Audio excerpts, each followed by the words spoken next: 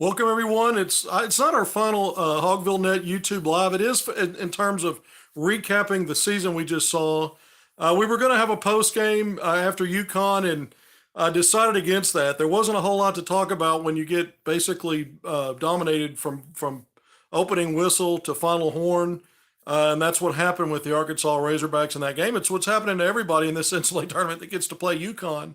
Huskies defeated Gonzaga, the 3 seed, by 28 points and moving on to the Final Four. So we've seen now this Final Four set. I've been saying for a really long time that this is an NCAA tournament. This is a season in college basketball where there's not a great team. I felt like that. I think I finally now can say that's been backed up, that idea, that concept, because you had two 1 seeds that didn't make it out of the first weekend. Arkansas had a hand in that, knocking off Kansas in the round of 32. But you also had the last two 1 seeds going out even before the Elite Eight. So first time in college basketball history that not a single 1 seed advanced as far as an Elite Eight. And so it kind of backed up my thought that this was a college basketball landscape this year without a great team. There's a team right now. It's UConn playing great basketball and looks like a great team right now. But you're talking about a 4 seed that lost 7 games and finished fourth in its conference. So there was no way that this team was really telegraphing a great team up to this point. And the whole key is playing your best basketball when it matters most. And we've seen Arkansas do that really now 3 seasons in a row. Even though this season bumped along and didn't quite play out like the previous two did, in terms of getting things fixed in mid-January, and then you take off. I mean, it was a Sherman march for the Razorbacks in back-to-back seasons, basically going through February and March unblemished. Not many losses at all in those 2 months of basketball the previous 2 years before, getting knocked out in back-to-back Elite Eights. This year worked a little differently. We're going to go through a lot of that kind of quickly. But I think Arkansas, I won't say totally redeemed itself, but came close to it. With the run to the second weekend, given all of the obstacles and hurdles this year that coaching staff faced. And the truth is, I think this might have been Eric Musselman's best job coaching since he's been at Arkansas. And I'm going to explain that, but I really think when I kind of peel some of it back and start to think about that, I've enjoyed your post game all season long. Fantastic. Looking forward to next season. Yeah, it's going to be. We're going to talk recruiting too. We're going to spend a lot more time tonight on recruiting than we normally do. If I can button things up before I run out of juice. Well, everybody knows I'm still talking when the thing goes off. So, that'll probably happen again. But I think this might have been Muss's best job, and I'm going to explain that. 11 newcomers, 2 injuries to 2 of your key guys. You basically, and I wrote this in the preseason before it ever started, before they ever played in August in Europe, that there might be up to 5 players with real NBA value potentially in the upcoming 2023 draft. Well, back then it was nearly a year away. Now we're just 3 months away from the draft. But I could see that, and that was there. So you had 11 newcomers out of 13. This is Eric Musselman's own doing. So the mad genius, the mad scientist who created the monster and kind of Frankensteined an entire roster together with new pieces, really, save for a couple of guys that have been through the wars of those back-to-back Elite Eights, and Devo Davis and Kamani Johnson. But once you started having injuries to guys like Nick Smith Jr. and Trevor Brazile, Nick missing the first 6 games of the year, and Brazile only playing the first 8, but kind of like 2 ships passing the night. And these were 2 of your more versatile players on offense. And I thought that really, sent Arkansas in a tailspin in terms of being one-dimensional. I think Eric Musselman in previous seasons worked out by tweaking rotation and figuring out the strengths of his team and getting sound on defense and staying that way and kind of filling in the blanks around it. With this team, there was only so much you could do. You didn't have a lot of experience in your backcourt, regardless of the talent levels of guys like Anthony Black, Ricky Council. You didn't have the kind of experience that you had the previous 2 backcourts when you looked at a Jalen Tate 2 years ago, and at J.D. Notae that year as SEC Sixth Man of the Year, and then last year as an All-American and first team All-SEC. And, of course, you had your program's first one and done in Moses Moody. You had young talent in Devo Davis and Jalen Williams that had a big hand in both of those back-to-back Elite Eights. But you had a mix of veteran guys, Justin Smith, Stanley Moody, who was an outstanding player, he really skyrocketed once SEC play began last year in terms of not only being an efficient 3-point shooter, but more of a volume scorer.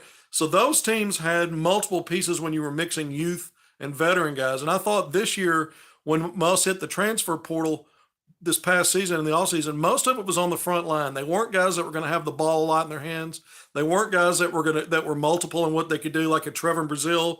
That was one of them on the front line, but he was gone. So once you lost him, you had a lot of one-dimensionality, not only on your front line, but in your backcourt because you didn't have shooters. And so the roster was of Musselman's doing, but because of the injuries, because of 11 newcomers, and because of the youth factor, in some ways, and it's tough. This is the toughest schedule this team's played, both non-conference and during the SEC conference, the way that was set up. This was the toughest league slate plus non-conference that Musselman's had at Arkansas. So when I put all that together, context matters to me. And I think the job he did to get this team as far as it got, it wasn't a matter of just tweaking the rotation this year. There were just some things, no matter who you put in there, this team wasn't going to be very good at it. It struggled all season long with turnovers, free throw shooting, often rebounding. We know that defensively, this wasn't as good as his two previous teams that were ranked 10th and 11th in efficiency. They were still top 20, but closer to that 20 and a little further away from that top 10. And those things can really play into your success when you're playing your toughest schedule. But like I said, a lot of one-dimensionality on offense. And I thought defensively, this team wasn't quite mature enough to deal with adversity sometimes, especially in tight games or when they had leads. The defense would cave in along with some of the other problem areas. But it was a treat to watch this Arkansas team until it ran into UConn really start winning turnover battles. The Razorbacks were much, much better, nearly 10 percentage points better at the free throw line. Dominated the glass in the first two rounds of the NCAA tournament. And when you add up the SEC tournament with the NCAA, Arkansas won 3 of its last 5 games. It was an ugly stretch to end the regular season, and it looked like this Arkansas team might not live very long in the postseason. Yet 3 consecutive Sweet 16 runs, 1 win away, obviously, from 3 consecutive Elite Eights, which would have been a first in program history. The 3 consecutive Sweet 16 runs, by the way, those equate to only the second time in the program history. You have to go back to Nolan Richardson's teams when you go back from the 92-93 through the 95-96 seasons, 4 seasons. 2 of those were Sweet 16s. They ended there, bookended.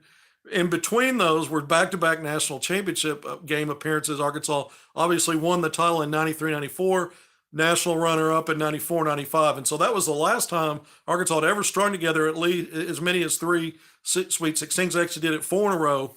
So history was made, knocking off Kansas, a 1 seed. Arkansas has done that in back-to-back seasons of the NCAA tournament. Only 4 programs have done that when you look at knocking off a 1 seed in your own region. It was only the second time in school history that Arkansas beat a defending national champion in the tournament. You have to go back to U.S. Reed's buzzer beater, the heave from half court under Eddie Sutton. Go back to 81, Louisville, knocked off Louisville. And so, that was the defending national champion, the Cardinals, under Denny Crum, Hall of Fame coach. A storied program. So Arkansas's made history even in a season like this. Look at Arkansas's first best win. And maybe now, if you want to say Kansas is the best win on the resume, San Diego State's got to be right up there. Here's an Aztecs team that has punched its ticket to the Final Four. Is it a consolation to say you beat that team? Not necessarily, but I go back to when Duke won a national championship and Arkansas beat Duke in the November preseason NIT, and it was a heavyweight matchup. There was a lot of shine on that run that Arkansas had in Maui, 2-1, but look, they lost to Creighton and San Diego State, and beat San Diego State in the third place game in back-to-back games. Those teams played each other today in the Elite Eight. San Diego State, 1-point win to move on. So Arkansas, when I talk about the toughness of this schedule, we can look at this NCAA tournament and see the way that it's played out to understand that. Even the exhibition game that Arkansas lost on the road to Texas, well, the Longhorns were in the Elite Eight today. Lost to Miami. Miami comes back. But when you look at the full body of work, you had 3 players make all league teams. Ricky Council and Anthony Black, both making second team all SEC. Devo Davis, all defensive team. Yes, you finished 10th in the SEC. Yes, you were 2 games below 500, so you were underwater. but you knew the individual pieces were there. The recruiting told us it was. We knew what Devo Davis was, and those things weren't overplayed. They weren't overhyped. It was just the team did not come together like it has under the previous two seasons at Arkansas, but it finally came together in postseason. And I'm not sure that there weren't several matchups that Arkansas had in the Sweet 16 that they wouldn't have been playing Saturday or Sunday or on Saturday, for an appearance in the Final Four, and what would have advanced in that Thursday Friday, because there were other matchups I thought were better for Arkansas. It's just the way it is. I can't make that claim. I can't prove it, but I thought that team was playing well enough. I mean, UConn looks like it's on a mission. And it's a team that, when you talk about a team that on the college level that kind of looks like a pro team, they can beat you inside and out. The ball moves. They space the floor. They got the size on the front line to defend low, to finish low.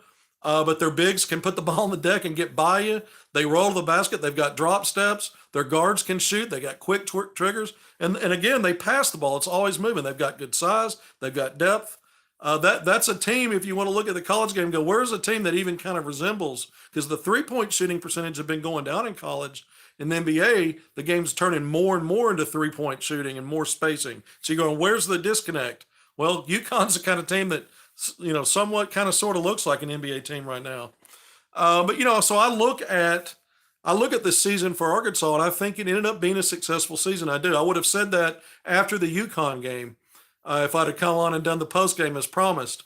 But someone above my pay grade suggested maybe I shouldn't do it after the game, and so I agreed and decided to do kind of a wrap a couple of days later, let that settle, let it simmer, and kind of look at what happened as teams played on, and we saw what UConn done to everybody, but also some of these other teams that were on Arkansas' schedule. I think it's kind of, even Gonzaga, getting to where it did and getting to the Elite Eight and having an opportunity to get UConn, the team Arkansas knocked off last year. So this Razorback team's in that conversation as being one of those relevant programs.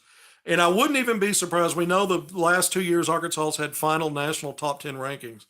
We know that's not going to happen with the Associated Press. They're not going to be ranked there because those rankings end at before the NCAA tournament. But the coaches poll, the USA Today coaches poll, that'll release again after the Final Four. And I'd be interested to see with the Sweet 16 run if Arkansas doesn't sneak in to another national ranking, even though it won't be top 10, perhaps a top 25. It's just a little something else.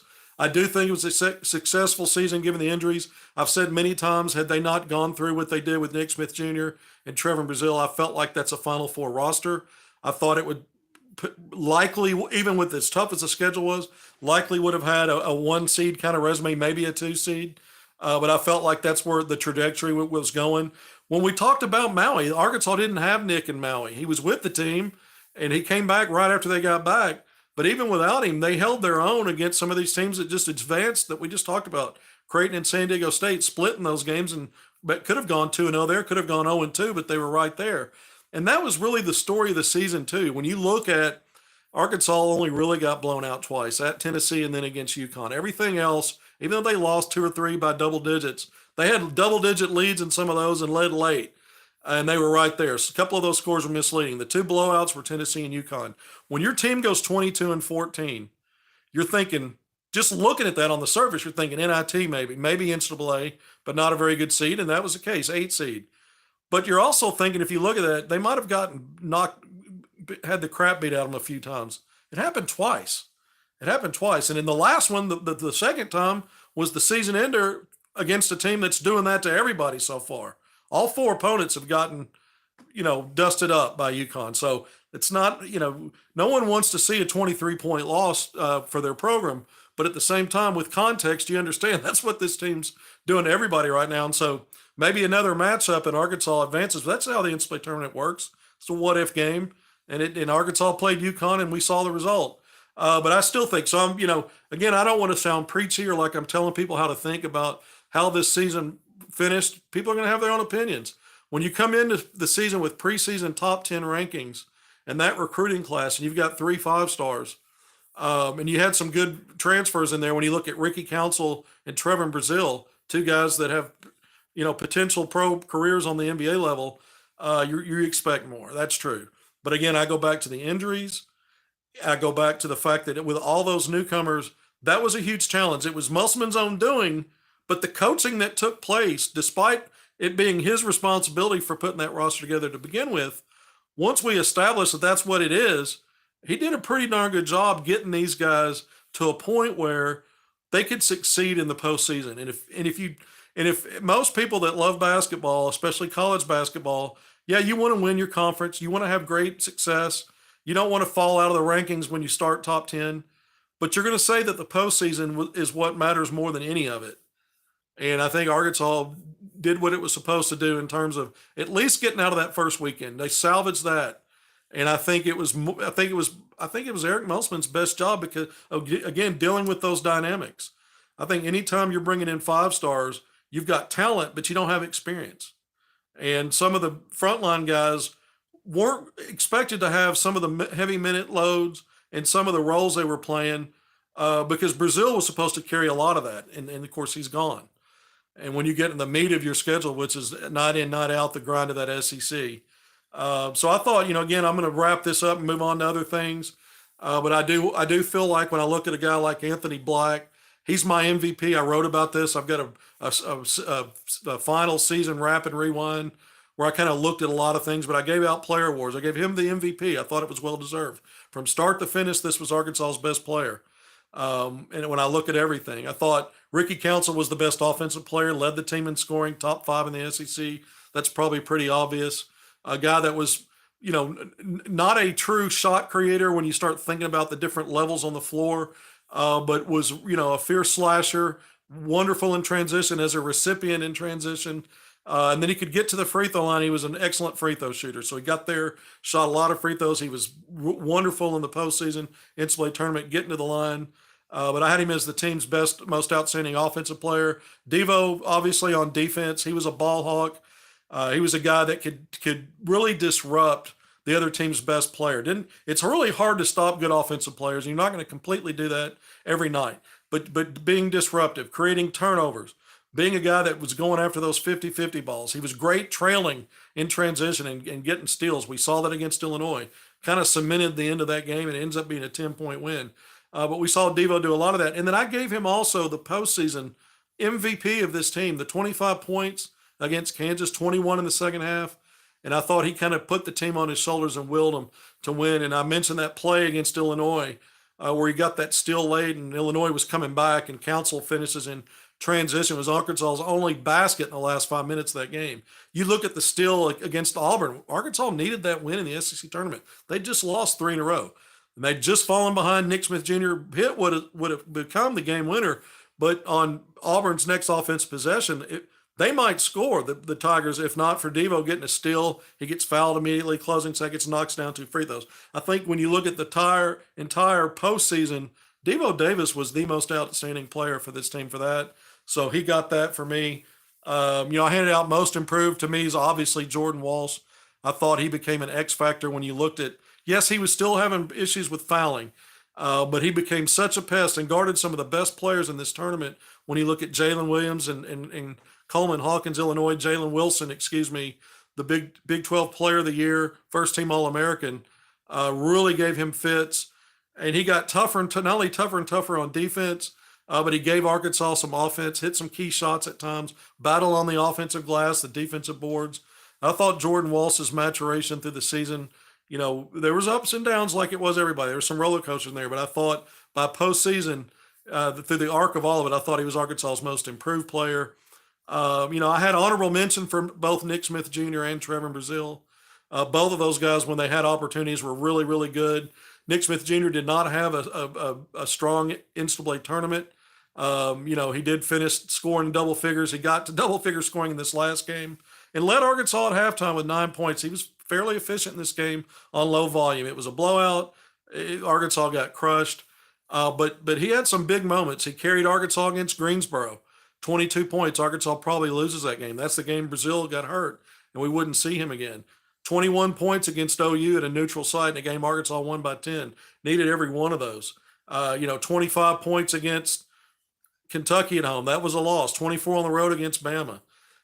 Scored 26 at home in a win over Georgia. Hit the game winner against Auburn. Had an efficient game in that one in the SEC tournament. Started strong against A&M. So I thought Nick Smith Jr. did some good stuff.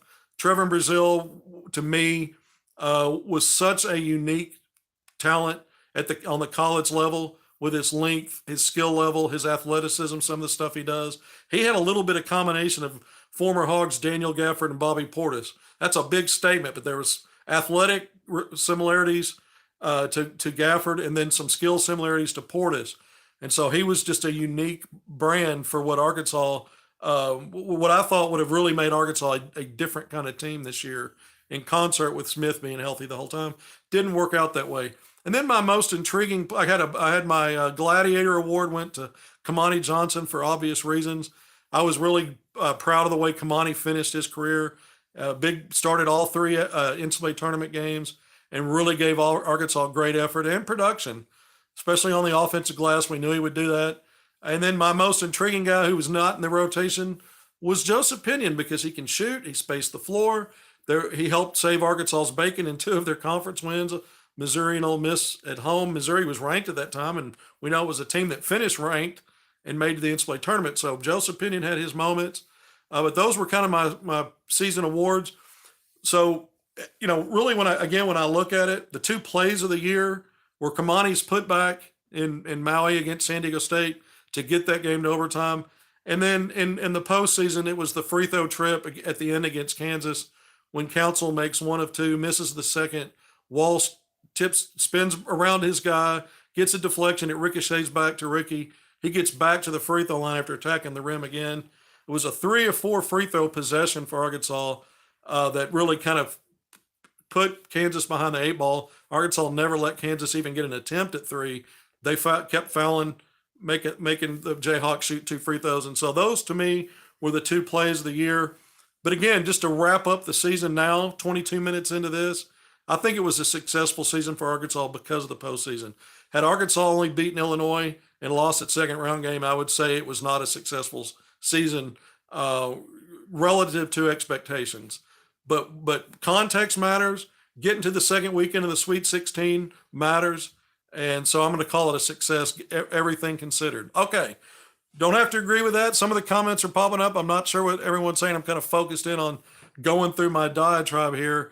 But the one thing I will say is this. I think Eric Musselman, as we start talking about recruiting now, is going to really focus heavily on the portal. Arkansas, as you know, signed 2 5-star players, Leighton Blocker, a 6'2", 6'3" guard from Little Rock who plays at Sunrise Christian Academy. And he's, going to be on campus at the end of May. Usually it's that Memorial Day weekend when players start to move in. Same with Bay Fall, the 6'11" forward center out of Denver, a 5-star national top 20 guy. Fall is in Houston right now. He got to Houston Friday. We know the Final Four is in Houston next week, but also you've got the McDonald's game on Tuesday. But we know the McDonald's, it's almost an extended weekend, a 5-day event. They had a practice that was televised today. They'll have the Powerade Jam Fest on Monday, and then the McDonald's tomorrow, and then the McDonald's game's Tuesday. But he's in Houston. Bay Fall is. He's one of Arkansas's 2 5-star signees in the early period for 2023. The only one in the McDonald's game.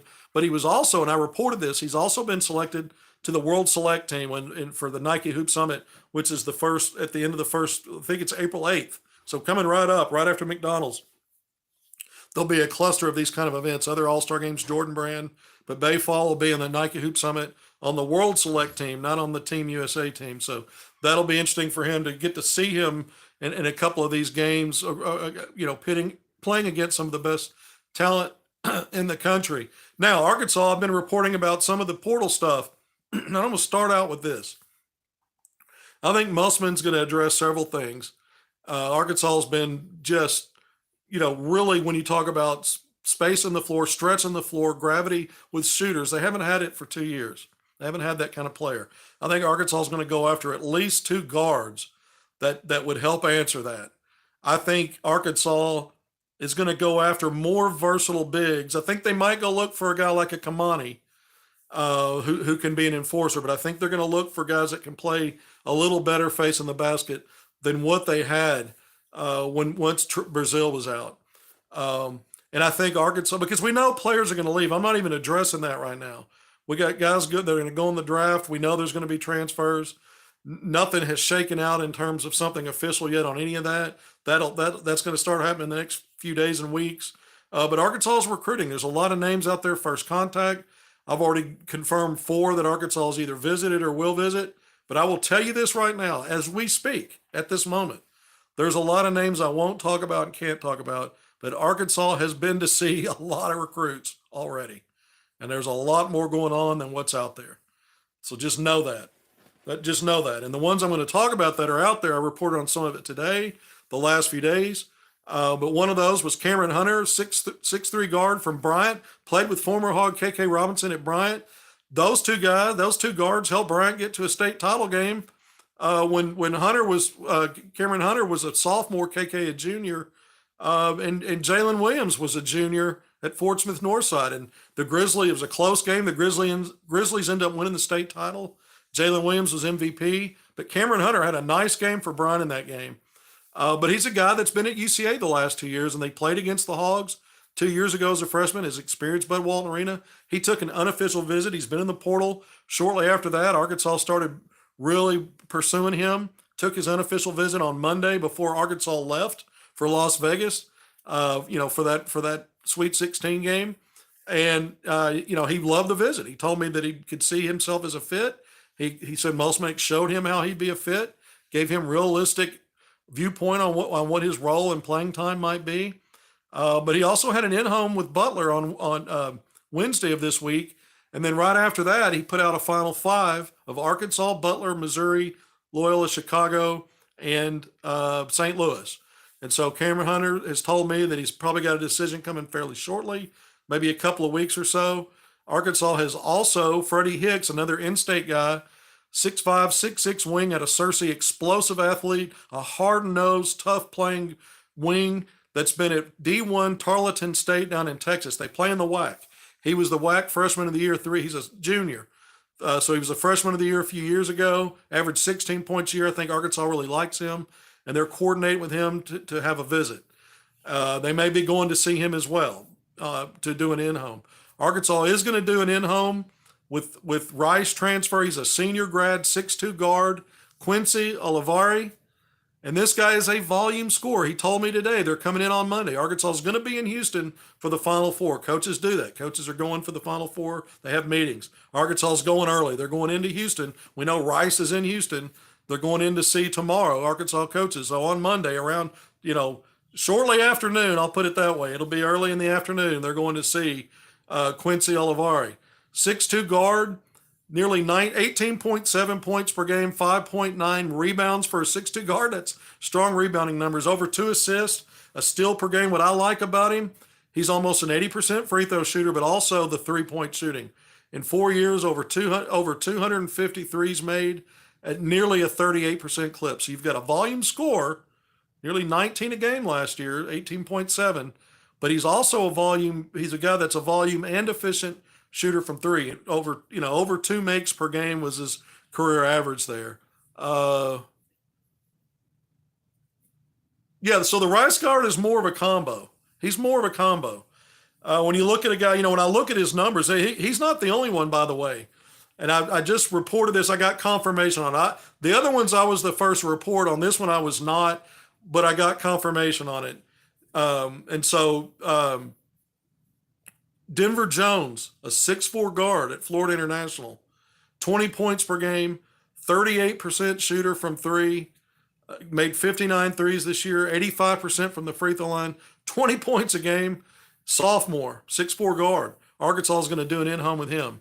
And so now you've got 2 guards that are volume scorers in addition to being guys, because when you look at the three-pointers, when you're averaging 2 makes a game or right around that, those are good numbers at a good percentage. But when you look at the one guy averaging 19, the other 20, it tells you they can do more than just shoot 3. And so you want guys that can create shots. That was what Arkansas was missing this year. Nick Smith Jr. was that guy. We saw him have some success with it, but I thought Nick struggled in the NCAA tournament because teams are now playing 35, 36 games. They're in postseason form. They're playing their best basketball. And he's still figuring some things out, not only with his own teammates, but about his own game at this level. He was still trying to round into midseason form. That's about as many games as he played. But he was that kind of guy, and we didn't get to see enough of that. He missed 19 games.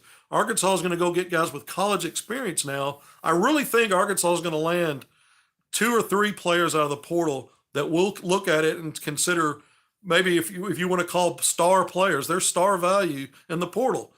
We saw that with Trevor in Brazil. That's a 5-star portal catch. And I think we're going to see Arkansas land. They're going to land some shots here out of the portal. I think they're going to get 2 or 3 guys. We're going to look at it and say, these guys have star value. But I just went through 4 names, 2 in-state guys, Cameron Hunter, Freddie Hicks. I've seen both of those young men play since they were young. And, if asked and when asked, I'm going to sing their praises to some degree. It depends on what Arkansas is going to look for. But I think these 2 guards they're going to see out of state, who I just went through, these guys are proven in Division I. And we saw what a J.D. Notae was able to do when he got to Arkansas. Now, there are differences. There are differences. Notae wasn't immediately eligible. He had to sit out. And then he played 2 seasons here. One of these guys is a grad transfer. We've seen Arkansas have success with 1-year guys. I mean, I've gone through a lot of those names already. I didn't even bring up Adese Toney. But Arkansas is going to probably get back in that portal and focus more, I think, in this 23 class with your 2 high school signees. They're going to focus more on bringing in guys that can help and be more like the Jalen Tates and Justin Smiths.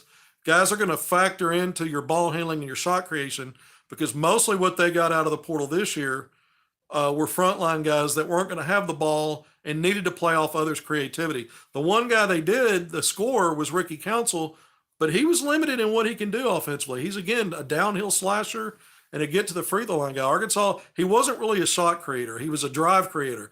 Arkansas is going to look for guys that have more dimensions in their game and experience at the D1 level. And I think on the front line, there'll be some of that as well. But again, I want to say this. I think Arkansas is going to land 2 or 3 guys that we're going to consider star level kind of players.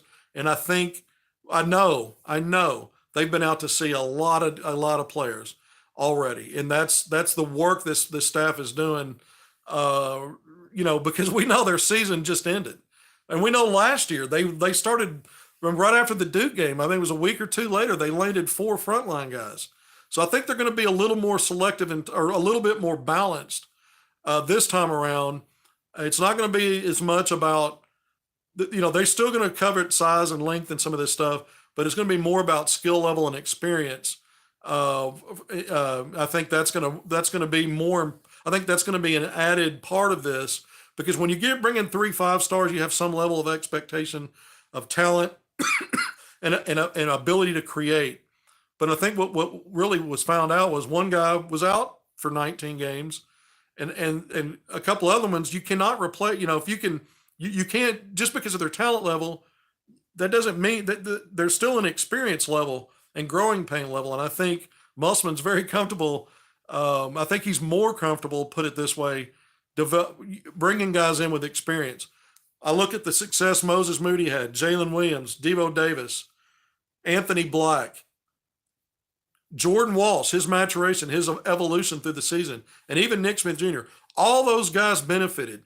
All those guys raised their level of play. Musselman can do that. He can work with that too. I just think right now there's going to be more of a focus. It should be obvious. Last year there were 6 freshmen. There are 2 on board. I'm not saying they can't figure out a way to get another one that's a highly rated guy. Maybe it's someone from the 24 class who's going to decide to reclass and come to 23 who's a 5. I mean, you just never know. But right now, to me, it's a heavy focus on the portal for this class. And I think it's the right thing to do. I do. And we're going to see, one of the things to talk about here is how many guys are leaving. I think it's a given Nick Smith Jr. and Anthony Black are gone. This isn't going to be, we're going in the draft to test the waters. Do I expect more returnees than usual? Well, it was very unusual to have 11 newcomers out of your 13. So just by the nature of that, and the fact that prior to that, Musselman had really only turned over half the roster. Maybe there's a sweet spot in between. Maybe it's 6 or 7 guys. Maybe it's 8, but 11, but you're going to have some that are leaving to go to the draft. And how many is that? Arkansas really hasn't lost players that it wants to keep to transfer. The players that have transferred out, that's been a mutual thing where Arkansas is looking for other answers and how they want to build the next roster. They don't. Musselman's not building long-term roster. He's building them year by year, even with some of the young players. And so depends on who's leaving because Arkansas has lost players who want to go play pro ball. Some of them they might have wanted kept and thought they had a chance to, and it didn't work out that way. But guys like Black and Smith, they're not going to test waters. They're going to be out unless something shocking happens. Once they announce, I mean, they're not coming back. They're hiring agents. They're coming. I don't, you know, that's what's expected to happen to the guys that have been projected as lottery picks all year. Even if one or both of those guys, if their projections change, they're still first round picks, and you go. Then it becomes a watch for guys like Ricky Council, who I think, just based on what I've observed and things I hear, I think is more likely gone than coming back. That calculus could change. Let's say a guy like him decides to test the waters, not hire an agent, get in the draft, and keep his eyes open. He may get feedback that tells him to come back, and he may decide to do that. And he's got the eligibility. I mean, but he's played 3 years. There are mock drafts out there with late first round, sometimes second round projections. All it takes is one team to work back channels and tell you they're going to take you, and you're going to get a guaranteed contract, or they have a plan for you. That applies to guys like Jordan Walsh, who I think helped his value. He always projected as a 3-and-D. He's got to work on the 3 part and some of the offensive skill, but he's starting to really show. You started to really see him match up. One of the first things I heard from the NBA Hogs when they came back in the summer, when the new guys moved on campus, when they were playing pickup games, the first name I heard was Jordan Walsh has already got stuff that would make him a defender. It could do some things that would make him a nice defender at the NBA level. He's 6'7" with length. He's not, he's going to have to be a wing. And so some of that offensive skill and 3-point shooting, some of that's going to have to come around. But the defensive part of it, you can already see the groundwork for what he could be. And so he may have an opportunity to go ahead and go. He had first round projections. Then when you saw his, really started to watch him and his development, a lot of those projections went away. And some of them are based on folks assuming that do these things that he's just not going to come out. Other ones are, well, the offense or some of the skill levels just not there yet. But I think he improved his stock. And again, it just takes 1 or 2 times. I mean, and a lot of these guys we're going to find out through backdoor information that they're coveted. And then you have to say the same thing about a Trevor Brazile. It doesn't seem to me right now, if I had to call it, I'd say 50-50 on Jordan Walsh, Ricky more likely, but let's call it 60-40 that he's going to go. And I think with Trevin, it's probably 60-40 that he's coming back. And the only reason I'm giving a 40 is because, again, there are players who have been injured early in their season or didn't play because of injury who got draft promises and went and got drafted and got guarantees. It just takes 1 or 2 teams to step out and say, we're going to do this. We've seen enough of you, and we want you. I'm not saying that's going to happen with Trevin. I think right now, I don't know anything like that for him, so I'm saying he's coming back. But that can change based on that analysis I just gave. So you've got potentially 5 departures right there. More than likely, we know 2 for sure, and probably a third at minimum. More than like I think right now that would be Ricky, but it could be Jordan. I think it's 50-50 on him. And again, I think it's about 60-40 that Trevin comes back. So a lot of that's dicey. I think you're going to have players who didn't play much or didn't like their roles, like is this case around college basketball every year. They're going to look for other options and get in that portal. I think that's going to happen. And I haven't even talked about Devo. I haven't mentioned Devo. Devo's a guy that has improved his 3-point shooting, his defense. He was all league for a second year in a row. The previous year, he was preseason second team All SEC pick, and he's been a primetime performer in postseason. So he's a guy that's helped himself. Do I believe that necessarily means he's going to find a way to get drafted? I'm not saying that. What I'm saying is he's played 3 years of college ball, and a lot of guys will opt to go start that career path of playing to get, playing for pay. NIL is just not the same. It's just not for most players. They can make more money doing something else and get trained at the pro level. And so we'll see if a Devo Davis decides to come back or do that. I mean, there's another name.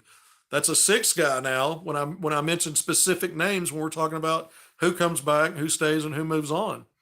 When I look at the other freshmen, the 3 other freshmen, all top 100 guys, I mentioned Pignon's name, Darian Ford, Barry Dunning Jr. We need to see what happens there. What